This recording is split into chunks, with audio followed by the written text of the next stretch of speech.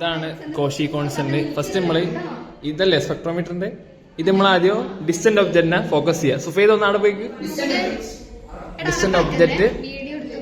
എന്നിട്ട് നമ്മള് സ്വാധിക്കണം. അപ്പൊ ഇതിനോട് നോക്കിയിട്ട് ഇത് അഡ്ജസ്റ്റ് ചെയ്തിട്ട് അത് ഡിസ്റ്റന്റ് ഓവർ സെറ്റ് ചെയ്തേക്കാം.